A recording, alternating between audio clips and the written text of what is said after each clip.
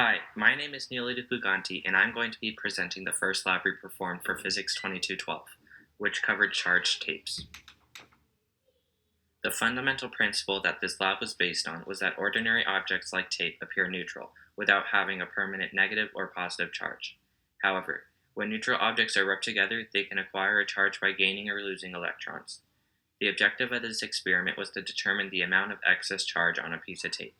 To do this, I first determined whether the tape carried a positive or negative charge, and then studied the repulsive interaction between two pieces of charged Scotch tape.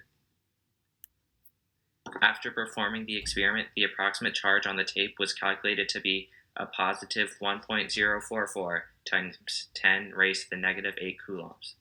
Throughout this presentation, I will cover how the charged tape was created and its interactions with other objects, the interaction of two charged tapes, and how I calculated the excess charge on the tape. To begin the experiment, a single piece of charged tape around 20 centimeters long was obtained and placed on a flat surface to serve as a base tape. Then, another piece of tape of 20 centimeters was placed on the base tape. After quickly ripping up this upper piece of tape, it was placed on a table end. The tape visibly acquired a temporary charge, as evident by its interactions with ordinary objects.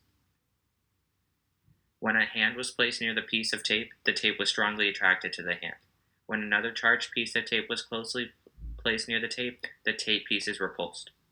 When a neutral object, such as a book, was placed near the charged tape, the tape was strongly attracted to the book. Finally, when a negatively charged pen was placed near the tape was attracted to the pen. This was an important observation because it indicated that the tape was positively charged and has a deficiency of electrons. After the sign of the charged tape was determined, the interaction between two pieces of charged tape was critically studied. The distance at which the tape pieces repulsed each other was measured. Because the momentum does not change, the net Y force is zero, so the electrical force and gravitational force must be equal, and can be calculated by measuring the mass of the tape. The excess charge on the piece of tape could be calculated by making key assumptions. I had to assume that each tape piece has the same charge and that the charge is located at one central point. The diagram portrays this as the tape pieces are treated as point charges. To calculate the amount of excess charge, first the gravitational force on the upper piece of tape had to be calculated. As evident by my attached work, the magnitude of the gravitational force could be calculated by multiplying the mass of the tape by the gravitational acceleration, which was calculated to be 1.570 times 10 raised to the negative third newtons. Then, the distance between the floating pieces of tape was measured to be 0.025 meters. Finally, the charge on the upper tape could be calculated. As evident by my free body diagram, the electrical force and the gravitational force are equal and opposite of each other. The electrical force can be calculated by multiplying the electrical field by the charge. So the electrical force is calculated by multiplying 1 over 4 pi epsilon naught by the charge squared over the separation distance squared. Through solving this equation, the approximate charge on the upper piece of tape was calculated to be 1.044 times 10 raised to the negative 8 coulombs.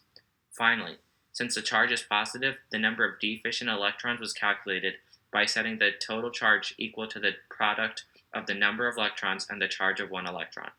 The number of electrons was calculated to be 6.525 times 10 raised to the 10 electrons.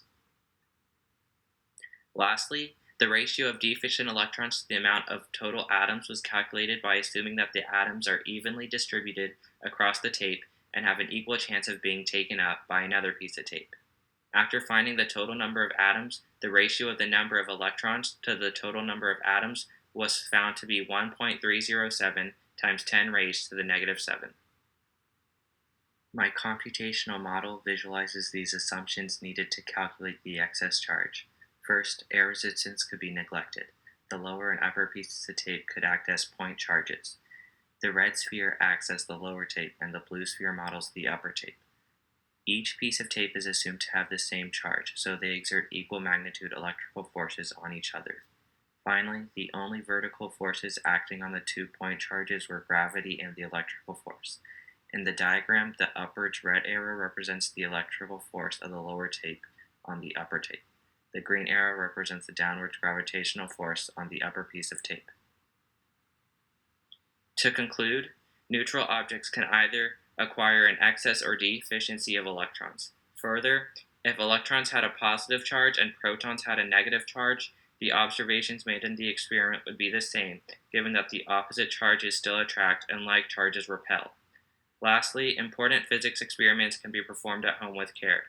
It was important to handle the charged tapes as little as possible in order to make sure the tape did not attract or lose electrons from interacting with other surfaces.